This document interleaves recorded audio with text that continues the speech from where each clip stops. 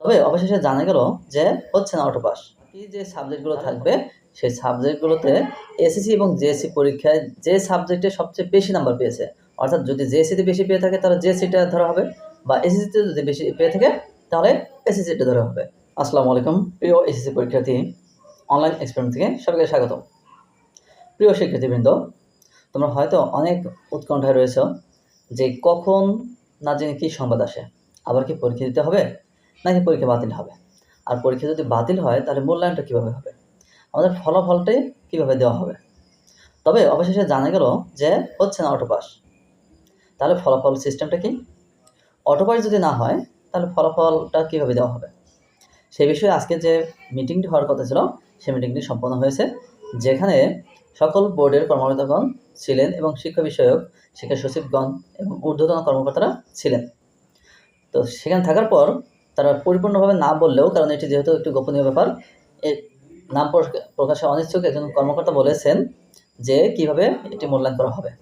তবে এটি নিশ্চিত যে অটো পাস হচ্ছে না, অর্থাৎ সাথে সবাই যে পাস করবে, অর্থাৎ প্রায় 14 লাখ পরীক্ষার্থী সবাই যারা পরীক্ষা দিয়েছে সবাই যে পাস করবে এরকম হচ্ছে না। অর্থাৎ করোনাকালীন যে সময়টাতে ছিল, যেমন 2020 সালে যারা পরীক্ষা দিয়েছিল তারা সবাই যেরকম পাস করেছিল এরকম হচ্ছে না। আবার 2021 সালে মাত্র 3 সাবজেক্ট পরীক্ষা নিয়ে তারপর তার সাথে বাকি যে বিষয়গুলো ম্যাপিং করে দেওয়া হয়েছিল কিছুটা ওরকম হবে, তবে পরিপূর্ণ না। তাহলে সর্বোপরি সিদ্ধান্ত হচ্ছে যে সকল পরীক্ষায়, অর্থাৎ অলরেডি 7টা পরীক্ষা হয়েছে, সেই 7টি পরীক্ষার মার্ক খাতা মূল্যায়নের মাধ্যমেই দেওয়া হবে। অর্থাৎ ওই 7টা পরীক্ষায় যে মার্ক পাবে সেই মার্কটি দেওয়া হবে। আর বাকি যে পরীক্ষাগুলো হয়নি সেই মার্কগুলোতে এসএসসি এবং জেএসসি যেটা বেশি, অর্থাৎ বাকি যে সাবজেক্টগুলো থাকবে সেই সাবজেক্টগুলোতে এসএসসি এবং জেএসসি পরীক্ষায় যে সাবজেক্টে সবচেয়ে বেশি নাম্বার পেয়েছে, অর্থাৎ যদি জেএসসিতে বেশি পেয়ে থাকে তাহলে জেএসসিটা ধরা হবে, বা এসএসসিতে যদি বেশি পেয়ে থাকে তাহলে এসএসসিটা ধরা হবে। এইভাবে সাবজেক্ট ম্যাপিং করে তোমাদের মার্কটা দেওয়া হবে যাতে কেউ ক্ষতিগ্রস্ত না হয়, যেহেতু এটি উচ্চশিক্ষার সাথে সম্পৃক্ত। আর বিস্তারিত একটি প্রতিবেদন আজকে দৈনিকশিক্ষা.com সহ অন্যান্য শিক্ষা বিষয়ক অনেকগুলো দৈনিক পত্রিকায় সেই বিষয়গুলো তুলে ধরা হয়েছে। সেই প্রতিবেদনটি দৈনিকশিক্ষা.com-এ হুবহু তুলে ধরা হয়েছে। সেই প্রতিবেদনটি এখন আমরা দেখে নিব। অনলাইন ভিত্তিক জাতীয় দৈনিক দৈনিকশিক্ষা.com-এ জানানো হয়েছে, অটো পাস হচ্ছে না, এইচএসসির ফল করোনাকালের পরীক্ষার অভিজ্ঞতায় নয়। অটো পাস হবে না, করোনাকালের অভিজ্ঞতাও শতভাগ কাজে লাগবে না। কিছু সংখ্যক পরীক্ষার্থীর বিক্ষোভের মুখে এইচএসসি ও সমমানের স্থগিত পরীক্ষাগুলো বাতিলের পর এখন ফল প্রকাশের প্রস্তুতি নিয়েছে শিক্ষা বোর্ডগুলো। আজ বুধবার শিক্ষা বোর্ডগুলোর পরীক্ষা নিয়ন্ত্রকদের সভায় এই বিষয়ে আলোচনা করে প্রাথমিকভাবে একটি রূপরেখা তৈরি করা হয়েছে। পরীক্ষা নিয়ন্ত্রকদের সূত্রে এই তথ্য জানা গেছে। করোনা ভাইরাসের সংক্রমণ পরিস্থিতির কারণে 2020 সালে এসএসসি ও এইচএসসি সমমানের পরীক্ষা না হওয়ায় সবাই পাশ করেন। তখন এসএসসি, জেএসসি ও সমমানের পরীক্ষার ফলের ভিত্তিতে এইচএসসি পরীক্ষার্থীদের গড় মূল্যায়ন করে ফলাফল প্রকাশ করা হয়েছিল।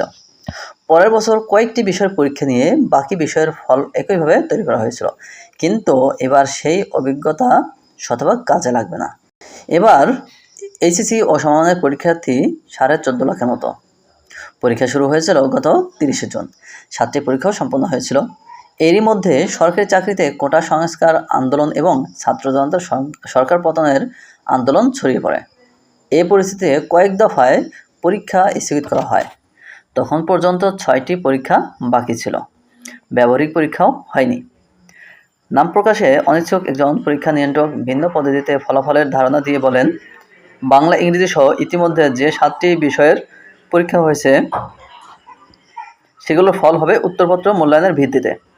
আর যে বিষয়গুলো পরীক্ষা হচ্ছে না সেগুলোর ফল প্রকাশের ক্ষেত্রে ওই সব শিক্ষার্থীর এসএসসি ও জেএসসির বা সমমানের সংশ্লিষ্ট বিষয় বা ভিন্ন উপায়ে ফল প্রকাশের জন্য নির্ধারিত বিষয়ের ফল বিবেচনা করা হবে।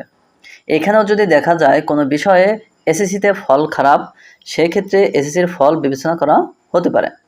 গতকাল মঙ্গলবার বাংলাদেশ সচিবালয়ের ভেতরে শিক্ষার্থীদের বিক্ষোভের মুখে এইচএসসি ও সমমানের পরীক্ষা স্থগিত পরীক্ষাগুলো বাতিল করা হয়।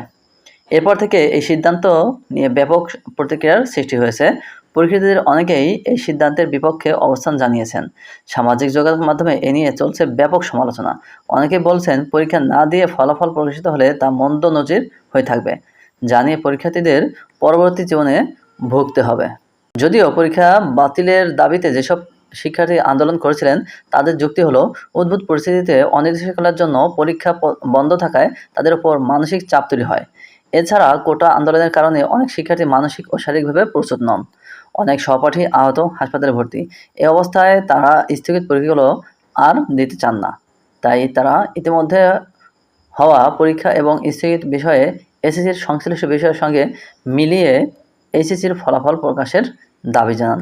এ বিষয়ে আজ সচিবালয় সংবাদ ব্রিফিংয়ে শিক্ষা উপদেষ্টা ওয়াহিদুদ্দিন মাহমুদ বলেন, তিনি মনে করেন এই বিষয়ে আরও চিন্তাভাবনার অবকাশ ছিল। ইতিপূর্বে অনেক পরীক্ষা হয়ে গেছে। সব মিলিয়ে এখন মূল্যায়নের বিষয়ে বিশেষজ্ঞরা সিদ্ধান্ত নেবেন। তিনি এককভাবে কিছু করবেন না। প্রিয় শিক্ষার্থীবৃন্দ, তাহলে তোমরা দেখে নিলে যে তোমাদের রেজাল্ট ম্যাপিংটা কীরকম হবে। তাহলে কারোরই হয়তো হতাশা থাকবে না, বা যারা নতুন করে আবার আন্দোলনের জন্য চেষ্টা করতেছে বা আন্দোলনের যে আবার নতুন করে যে একটা সিদ্ধান্ত নিচ্ছ, তাতেও কোনো প্রয়োজন হবে না। কারণ তোমাদের মেধার মূল্যায়ন বাকি তোমরা পূর্বে যে 7 সাবজেক্ট পরীক্ষা দিয়েছ সেই সাবজেক্টের অনুসারে হবে, এবং বাকিগুলো তোমরা যাতে ক্ষতিগ্রস্ত না হও সেই ব্যবস্থাই করা হবে। তাহলে বোর্ড যে সিদ্ধান্ত নেবে সেটি তোমাদের কল্যাণে নেবে, তাই তোমাদের আর কোনো হতাশার কোনো কারণ থাকছে না। সার্বক্ষণিক শিক্ষা বিষয়ক আপডেট পেতে আমার চ্যানেলটি অবশ্যই সাবস্ক্রাইব করে রাখার অনুরোধ রইল। সবাই সুস্থ থাকো, ভালো থাকো, আল্লাহ হাফেজ।